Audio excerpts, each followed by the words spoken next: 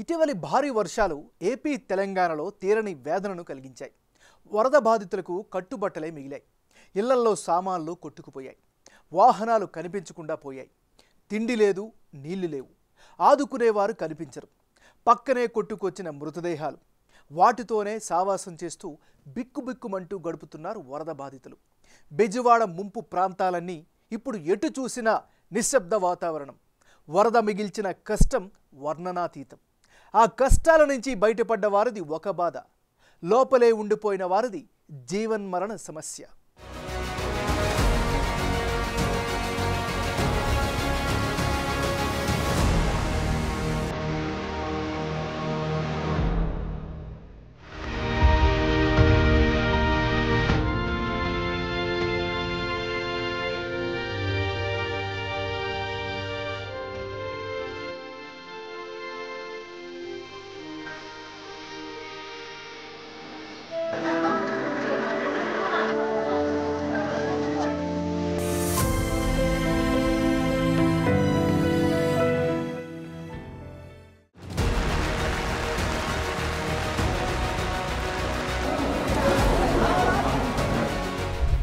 వరద మిగిల్చిన విషాదం.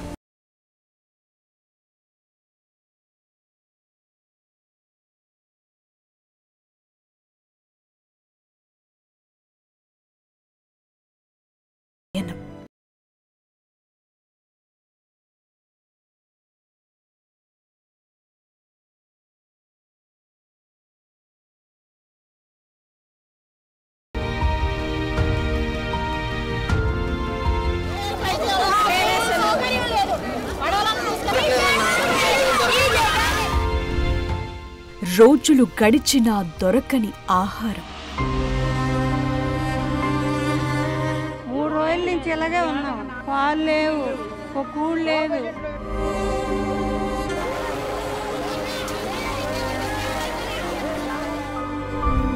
కొంతవరకు అందిన సాయం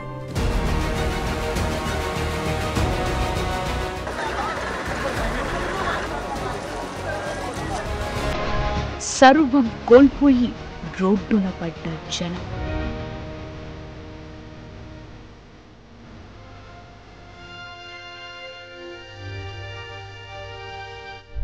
బాధితుల్లో కట్టలు తెగిన ఆక్రోశం.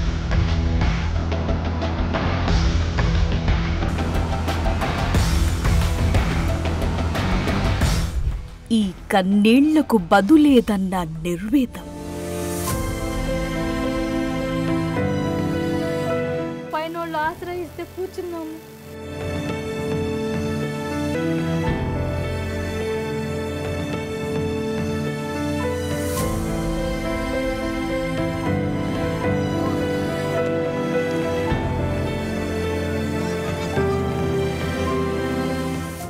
చూశారుగా వరద బాధితుల దైన్యం. చుట్టుముట్టిన వరద నుంచి బయటపడే మార్గం లేక ఎవరైనా రాకపోతారా అని చూసి తిండి తిప్పలు లేక బక్కచిక్కిపోయి ప్రాణాలైనా దక్కించుకుందామన్న ఉద్దేశంతో దొరికిన వస్తువులను ఆసరాగా చేసుకుని నరకం నుంచి బయటపడ్డ వారెందరో. ఇవన్నీ విజయవాడ బుడమేరు పరివాహక ప్రాంతంలో ఇప్పటికీ కనిపిస్తున్న దయనీయమైన దృశ్యాలు.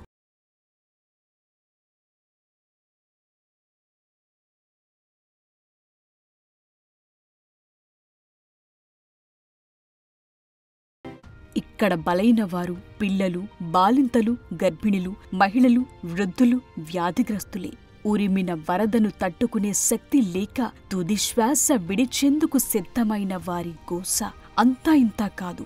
ఎవరైనా రాకపోతారా, కాపాడకపోతారా అని ఎదురు చూసి కన్నీళ్లు కూడా ఇంకిపోయి ఆశలు వదులుకున్నవారు ఉన్నారు. ఎక్కడికక్కడ వరద నీటిలో మృతదేహాలు.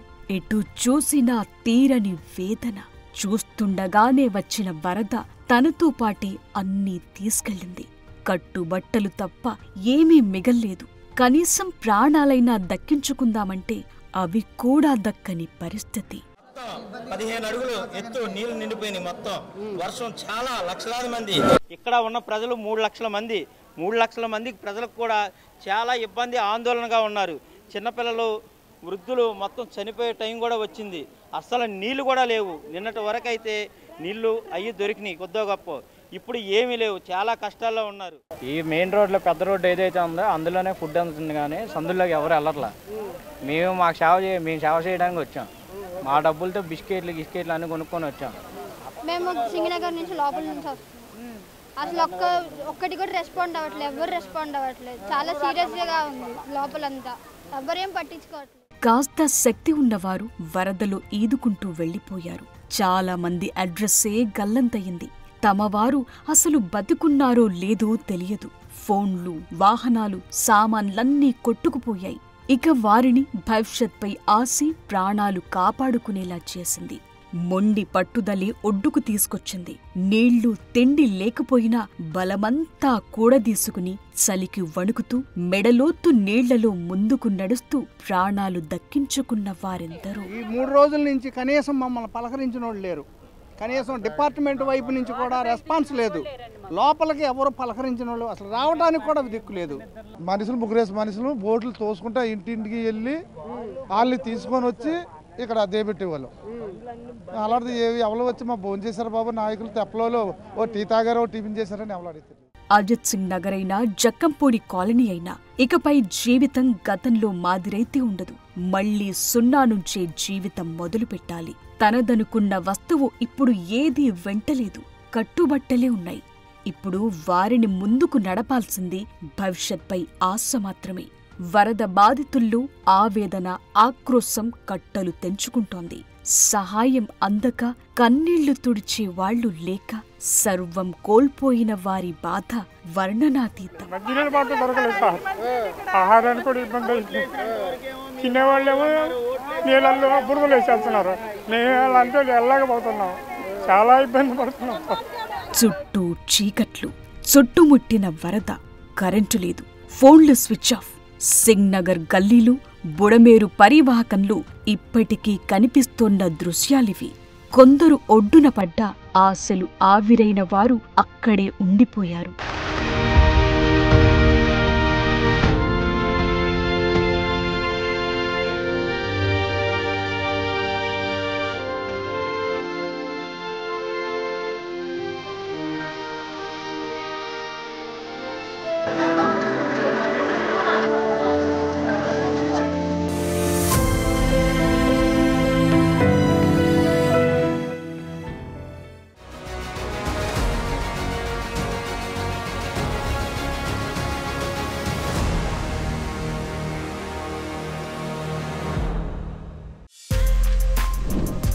For more videos like this, subscribe Big TV channel.